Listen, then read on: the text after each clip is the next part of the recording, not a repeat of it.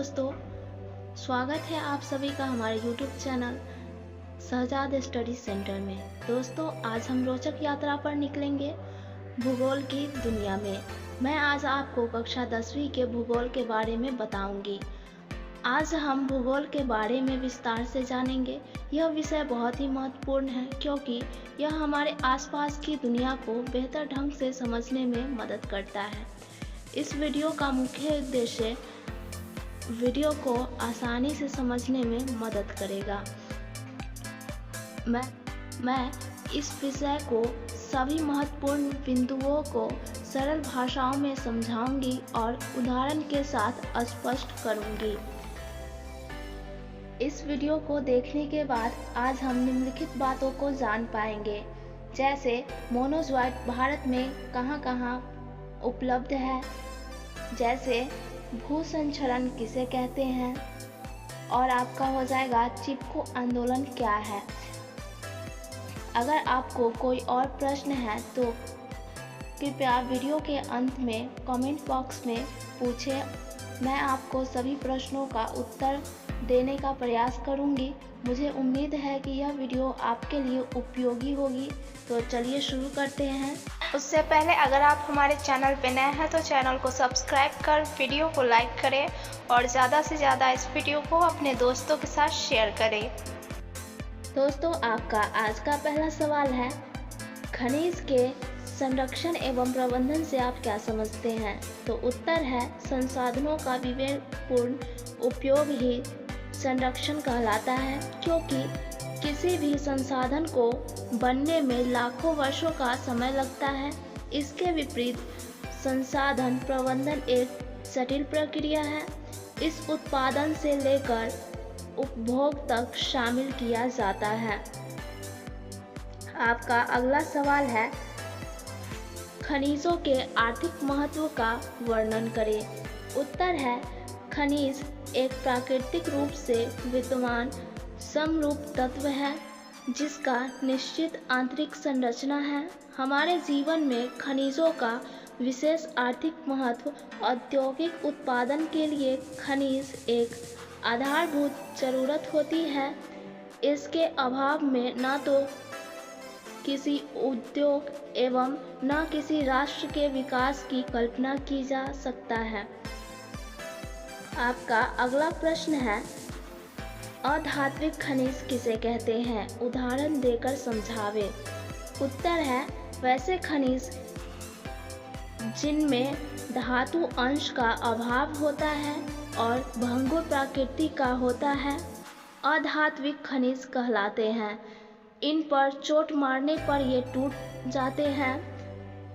जैसे में हो जाएगा डोलामाइट, हीरा, अभ्रक, चूना पत्थर इत्यादि इसी के उदाहरण हैं। इनमें लाइमस्टोन का सर्वाधिक औद्योगिक महत्व है। आपका अगला प्रश्न है, धात्विक खनिज के दो प्रमुख पहचान क्या है? तो उत्तर हो जाएगा, धात्विक खनिज के दो पहचान निम्नलिखित है। पहला है, इनको गलाने पर धातु की प्राप्ति होती है, और दूसरा है, इसे पीटकर तार बनाया जा सकता है। आपका अगला प्रश्न है, खनिजों की विशेषताओं का उल्लेख कीजिए। उत्तर है, खनिज सभ्यता संस्कृति के आधार स्तंभ है। इनके बगैर औद्योगिकों का विकास नहीं किया जा सकता है। चट्टानों के निर्माण में इनकी भूमिका होती है। 2000 से भी अधिक खनिजों का पहचान हो चुका है, पर इनमें 30 खनिज का आर्थिक दृष्टि से विशेष महत्व है। धातु की उपलब्धता के आधार पर खनिज दो प्रकार के होते हैं। आपका अगला प्रश्न है, मैग्नीज के उपयोग पर प्रकाश डालिए। तो इसका उत्तर हो जाएगा, मैग्नीज एक अत्यंत उपयोगी खनिज पदार्थ है। इस्पात निर्माण सहित अनेक मिश्र धातु निर्माण में इसका उपयोग किया जाता है। इसके अतिरिक्त सूखा सेल बनाने में, फोटोग्राफी में, चमड़ा एवं माचिस उद्योग में सहित रंग रोगन को तैयार करने में यह उपयोगी है। आपका अगला प्रश्न है, मोनोज़ोइट भारत में कहाँ कहाँ उपलब्ध है? तो इसका उत्तर है, मोनोज़ोइट केरल राज्य में प्रचुर मात्रा में पाया जाता है। इसके अतिरिक्त तमिलनाडु, आंध्र प्रदेश, उड़ीसा आदि राज्यों के तटीय भागों में इस खनिज का उत्खनन हो रहा है। आपका अगला प्रश्न है, जलोढ़ मृदा से क्या समझते हैं? इस मृदा में कौन कौन सी फसलें उगाई जा सकती है? इसका उत्तर है, वैसी मिट्टी जिसका निर्माण नदियों द्वारा लाए गए तलछट के निक्षेप से होता है, जलोढ़ मृदा कहलाती है। इस मिट्टी में पोटाश एवं चूने की अधिकता होती है तथा नाइट्रोजन एवं ह्यूमस की कमी होती है। यह मिट्टी धान, गेहूं, गन्ना एवं दलहन के लिए काफ़ी उपयोगी है। इसके साथ ही इस मिट्टी में आलू एवं विभिन्न प्रकार के सब्जियां भी काफ़ी मात्रा में उत्पादित किए जाते हैं। दोस्तों, आपका अगला प्रश्न है, भूसंचरण किसे कहते हैं? उत्तर है, मृदा का अपने स्थान से विविध क्रियाओं द्वारा स्थानांतरित होना संचरण कहलाता है। यह भूसंचरण कई प्राकृतिक कारकों यथा गतिशील जल 147 हिमानी तथा सामुद्रिक लहरों द्वारा नियंत्रित तथा प्रभावित होती है। दोस्तों, आपका अगला सवाल है, जलोढ़ मृदा के विस्तार वाले राज्यों का नाम बतावे। इस मृदा में कौन कौन सी फसलें उगाई जा सकती है? तो उत्तर है, जलोढ़ मृदा के विस्तार वाले राज्य हैं उत्तर प्रदेश, बिहार, पंजाब, गुजरात, राजस्थान, हरियाणा, पश्चिम बंगाल तथा असम। इस मृदा में गन्ना, चावल, मक्का, दलहन जैसी फसलों को उगाई जा सकती है। आपका अगला प्रश्न है, मृदा निर्माण के मुख्य घटक कौन कौन से हैं? उत्तर है, मृदा निर्माण के 5 मुख्य घटक हैं। पहला है स्थानीय जलवायु, दूसरा है पूर्ववर्ती चट्टानों एवं खनिज कण, तीसरा है वनस्पति एवं जीव, चौथा है भू आकृति एवं सिंचाई तथा पांचवा है मृदा निर्माण में लगा समय। तो दोस्तों, आपका अगला प्रश्न है, खादर और बांगर मिट्टी में अंतर स्पष्ट करें। उत्तर है, पहले खादर मिट्टी। खादर मिट्टी जो है नवीन एवं उपजाऊ मिट्टी को खादर मिट्टी कहा जाता है और बांगर मिट्टी, यह पुरानी जलोढ़ मिट्टी को बांगर मिट्टी कहा जाता है। खादर मिट्टी में बाढ़ का प्रभाव होता है, बांगर मिट्टी में बाढ़ का प्रभाव नहीं होता है।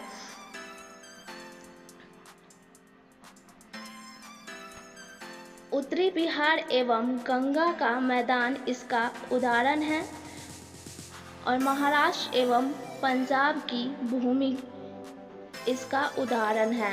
आपका अगला प्रश्न है, मृदा संरक्षण के कोई प्रभावी उपाय बताएं। उत्तर है, मृदा संरक्षण के प्रभावी उपाय निम्नलिखित है। पहला, फसल चक्रण उत्पादित अपनाकर मृदा के पोषणीय स्तर को बरकरार रखा जा सकता है। दूसरा, रासायनिक उर्वरक की जगह जैविक एवं कंपोस्ट खाद का उपयोग करके मृदा संरक्षण किया जा सकता है। दोस्तों, आपका अगला प्रश्न हो जाएगा, फसल चक्रण मृदा संरक्षण में किस प्रकार सहायक है? तो इसका उत्तर हो जाएगा, फसल चक्रण द्वारा मृदा के पोषण स्तर को बरकरार रखा जा सकता है। गेहूं, चावल, मक्का, आलू आदि के लगातार उगाने से मृदा के पोषक तत्व में कमी हो जाती है। इसे तिलहन एवं दलहन की खेती से पुनः प्राप्त किया जा सकता है। इससे नाइट्रोजन का स्थिरीकरण होता है, इसलिए फसल चक्रण से मृदा संरक्षण में मदद मिलती है। दोस्तों, आपका अगला प्रश्न है, समुच्चय कृषि से आप क्या समझते हैं? उत्तर है, जब पर्वतीय क्षेत्रों या ढलानों पर वृत्ताकार रूप में खेत की जुताई कर कृषि कार्य किया जाता है तो उसकी आकृति समुच्चय रेखा की तरह दिखाई पड़ती है। इस प्रकार से खेतों के पोषणीय तत्व जलों के साथ नहीं बहते हैं, मृदा की उर्वरता बनी रहती है। आपका अगला सवाल है, चिपको आंदोलन का वर्णन करें। तो उत्तर है, सुंदरलाल बहुगुणा के नेतृत्व में उत्तर प्रदेश के टिहरी, गढ़वाला पर्वतीय जिलों में अनपढ़ जनजातियों द्वारा सन 1972 ईस्वी में यह आंदोलन चलाया गया था।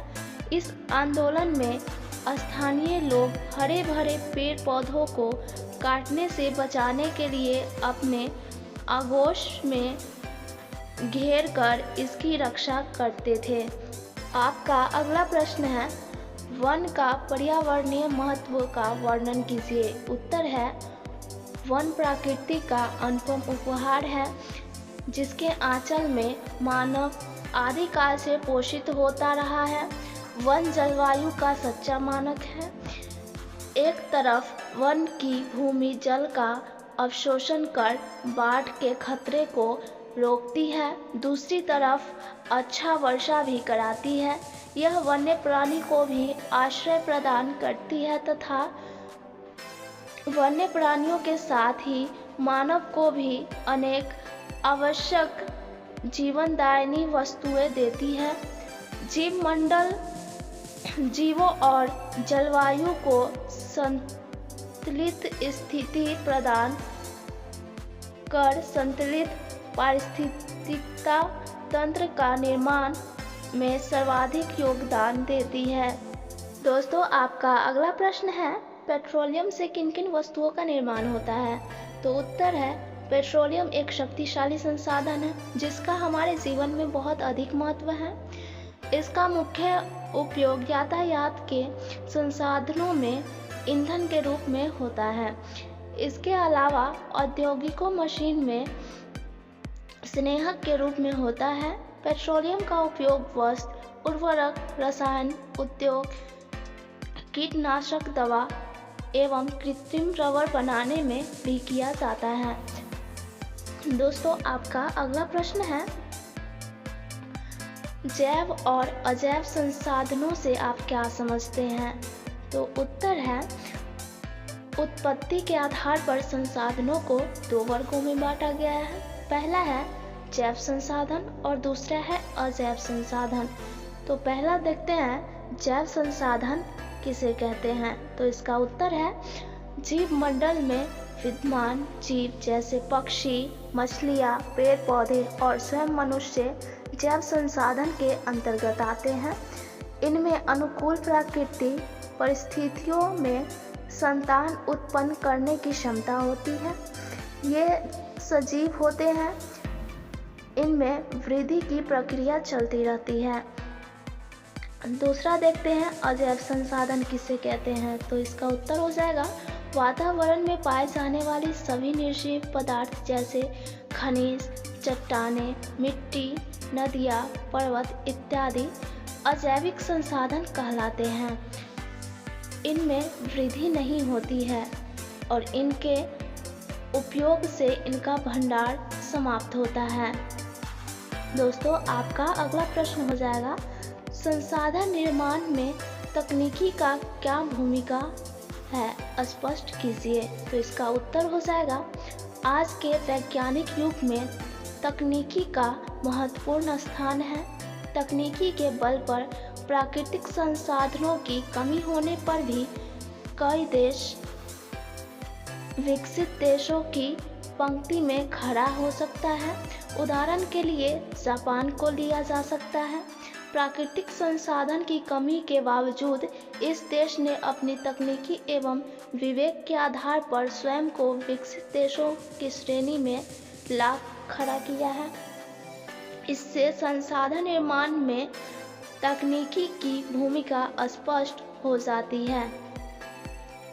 आपका अगला प्रश्न है, ऊर्जा संसाधन के संरक्षण के उपाय बताएं। उत्तर है, ऊर्जा संसाधन के संरक्षण के लिए निम्नलिखित उपाय किए जा सकते हैं। पहला है, ऊर्जा के गैर परंपरागत स्रोतों के अधिक उपयोग में लाना चाहिए, जिससे परंपरागत ऊर्जा के स्रोत का भंडार बचाया जा सकता है। दूसरा, अनावश्यक उपयोग कम करना चाहिए। तीसरा, सार्वजनिक परिवहन का ही उपयोग किया जाना चाहिए। चौथा, खान से कोयला और पेट्रोलियम निकालने के लिए तकनीक को विकसित करना चाहिए, जिससे कि खनन के समय बड़ी मात्रा में ईंधन नष्ट न होने पाए। पांचवा है, जहां तक संभव हो बिजली बचाने का प्रयास करें। ऊर्जा की बचत ही संरक्षण है। दोस्तों, आपका अगला सवाल है, भारत में विभिन्न प्रकार के वन क्यों पाए जाते हैं? उनके नाम लिखें, किसी एक वन का वर्णन करें। उत्तर है, भारत में धरातलीय स्वरूप में अंतर, मिट्टी और जलवायु की विविधता के कारण विविध प्रकार के वन उगते हैं। भारतीय वनों को निम्न प्रकार में बांटते हैं। पहला है उष्णकटिबंधीय चिरहरित वन या सदाबहार वन। दूसरा है उष्णकटिबंधीय पर्णपाती वन या पतझड़ वन। तीसरा है शीतोष्ण पर्वतीय वन या कोनधारी वन। चौथा है डेल्टाई वन या ज्वारीय वन। पांचवा है मरुस्थलीय वन या कटीले वन। चिरहरित वन या सदाबहार वन। चिरहरित वन सघन होते हैं। इनकी लकड़ियां कड़ी होती है। अधिक तापमान और अधिक वर्षा और दलदली भागों में उगने के कारण इन्हें काटना और काम में लाना कठिन होता है। एबोनी और महोगनी इन वनों का महत्वपूर्ण वृक्ष है। आपका अगला प्रश्न है, वन्य जीवों के ह्रास के 4 प्रमुख कारकों का उल्लेख कीजिए। तो उत्तर है, वन्य जीवों के ह्रास के निम्न 4 प्रमुख कारक हैं।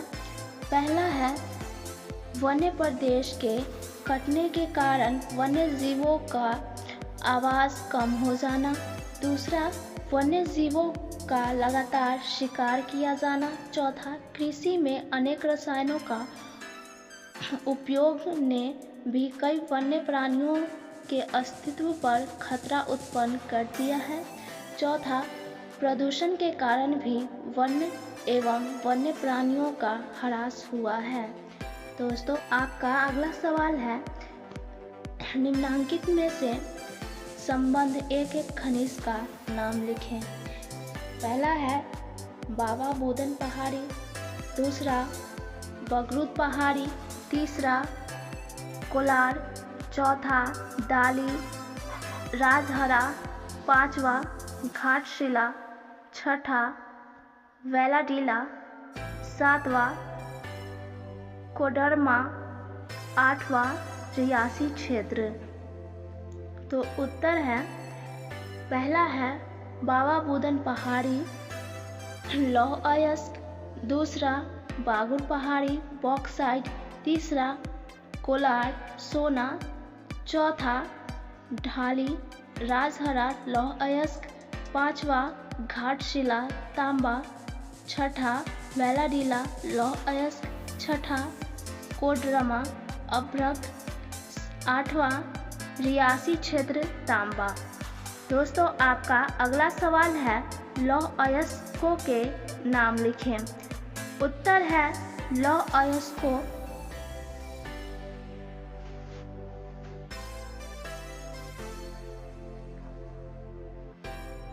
आपका अगला सवाल है, लौह अयस्कों के नाम लिखें। उत्तर है लौह अयस्क मुख्य रूप से 4 रूपों में पाए जाते हैं जो निम्न है। पहला है हेमेटाइट, दूसरा मैग्नेटाइट, तीसरा लिमोनाइट एवं चौथा अंडेराइट। आपका अगला सवाल है अभ्रक का उपयोग क्या है? उत्तर है अभ्रक विद्युत रोधी खनिज है जिसके कारण इलेक्ट्रॉनिक्स उपकरण निर्माण में इसका सर्वाधिक उपयोग होता है। इसके अतिरिक्त इसका अबीर गुलाल बनाने में तथा आयुर्वेदिक दवा निर्माण में भी होता है। दोस्तों, आपका अगला सवाल है लोहे के प्रमुख उत्पादक राज्यों के नाम लिखें। उत्तर है लौह उत्पादक प्रमुख राज्य हैं। पहला है कर्नाटक, दूसरा है छत्तीसगढ़, तीसरा है उड़ीसा, चौथा है गोग झारखंड आदि। आपका अगला सवाल है कोयले के 4 प्रकारों के नाम लिखिए। उत्तर है कोयले के 4 प्रमुख प्रकार है। पहला है एंथ्रासाइट, दूसरा है बिटुमिनस, तीसरा है लिग्नाइट एवं चौथा है पीटा। दोस्तों, आपका अगला सवाल है गोंडवाना क्षेत्र के कोयले मुख्यतः किन क्षेत्रों में पाया जाता है? उत्तर है इस समूह में 96% कोयले का भंडार शामिल है जो हमारे देश में मिला है। इसका निर्माण लगभग 20 करोड़ वर्ष पूर्व हुआ था। यह मुख्यतः 4 नदी घाटियों में पाए जाते हैं। पहला है दामोदर घाटी, दूसरा है सोन घाटी, तीसरा है महानदी घाटी एवं चौथा है वर्धा गोदावरी घाटी। दोस्तों, आपका अगला प्रश्न है लौह अलौह खनिज में अंतर बताएं। उत्तर है पहला है लौह खनिज, इसमें लौह का अंश पाया जाता है जैसे लौह अयस्क, manganese, chromite, pyrite, tungsten, nickel और कोबाल्ट लौह खनिज के अंतर्गत आते हैं। इसका उपयोग विभिन्न प्रकार के इस्पात बनाने में किया जाता है। अलौह खनिज, इसमें लौह अंश नहीं पाया जाता है जैसे सोना, चांदी, तांबा, जस्ता, अभ्रक, बॉक्साइट, टीन, मैग्नीशियम आदि। इसका उपयोग जेवर, सिक्के, बर्तन, बक्सा, तार आदि बनाने में किया जाता है। दोस्तों, आपका अगला प्रश्न है छोटा नागपुर खनिज पेटी का क्या महत्व है? इसका उत्तर है यह खनिज पेटी मुख्यतः नीज तथा ग्रेनाइट शैलों से युक्त है।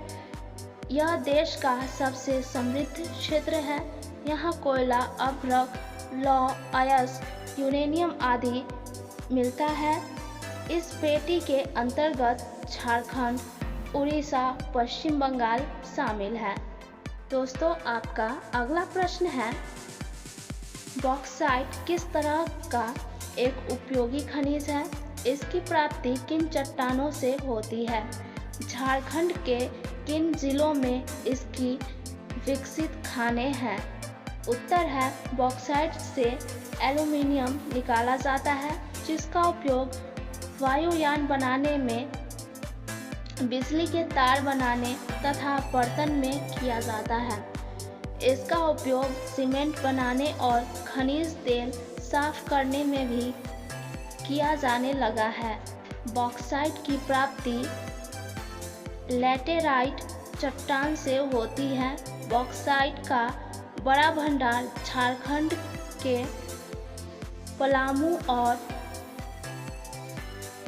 लोहरदगा जिले में पाया जाता है, जहां से निकलकर रेल मार्ग द्वारा मूरी पहुंचाया जाता है।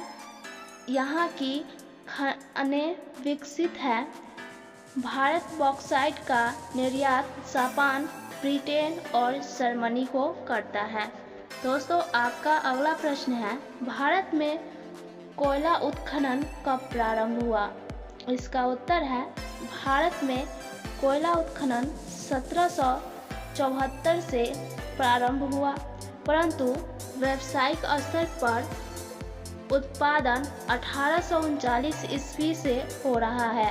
स्वतंत्रता के बाद कोयले का उत्पादन में काफ़ी वृद्धि हुई है। अभी भारत का स्थान विश्व के कोयला उत्पादक देशों में 8वां है। दोस्तों, आपका अगला प्रश्न है, एल्यूमीनियम के उपयोग का उल्लेख कीजिए। उत्तर है, पहला वायुयान निर्माण में, दूसरा विद्युत उपकरण के निर्माण में, तीसरा घर साज सज्जा के साधनों के निर्माण में, चौथा बर्तन बनाने में, पांचवा सफ़ेद शाम रासायनिक वस्तुएं बनाने में। दोस्तों आपका अगला सवाल है, भारत के किन भागों में नदी डेल्टा का विकास हुआ? यह मृदा की क्या विशेषता है? उत्तर है, भारत के पूर्वीय तटीय भागों में नदी डेल्टा का विकास हुआ है। मृदा तटीय मैदान स्थित महानदी गोदावरी, कृष्णा और कावेरी नदियों द्वारा निर्मित डेल्टा जलोढ़ मिट्टी के क्षेत्र है। यहाँ की भूमि बालू, सिल्ट एवं मृत्तिका के विभिन्न अनुपात से निर्मित है।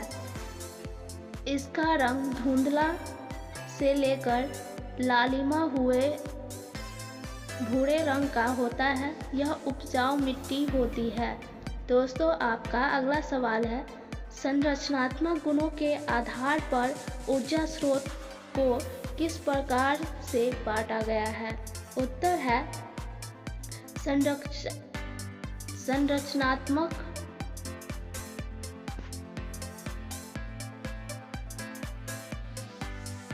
दोस्तों आपका अगला सवाल है, संरचनात्मक गुणों के आधार पर ऊर्जा स्रोतों को किस प्रकार से बांटा गया है? उत्तर है, संरचनात्मक गुणों के आधार पर ऊर्जा को 2 स्रोतों में बांटा गया है।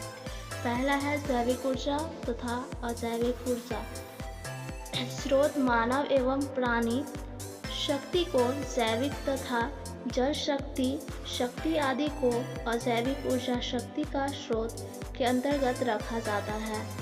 दोस्तों आज के लिए बस इतना ही। आज हमने भूगोल के अध्याय 1 के महत्वपूर्ण प्रश्नों को हल किया है। इन प्रश्नों को ध्यान से समझें और अभ्यास करें। इससे आपको बोर्ड परीक्षा में अच्छे अंक प्राप्त करने में मदद मिलेगी। आपको अगर कोई और प्रश्न है तो हमें कमेंट करके ज़रूर पूछ सकते हैं। उसका जवाब मैं आपको कमेंट बॉक्स में ज़रूर दूंगी। इस वीडियो को लास्ट तक देखने के लिए आपका बहुत बहुत धन्यवाद। मिलते हैं अगले वीडियो में, तब तक के लिए बाय।